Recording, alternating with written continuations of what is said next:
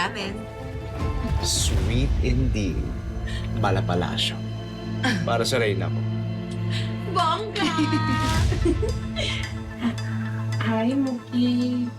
Hi, ate. Mr. Alvarez, your VIP room is ready for you po. Oh, sakto. Narinig mo? Enjoy your standard room.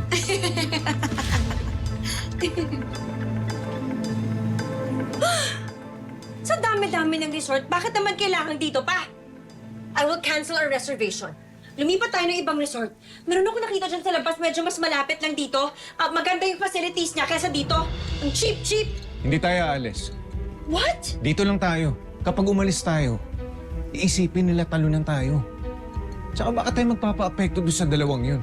Eh kaya nga tayo nandito para magbakasyon, magbanding.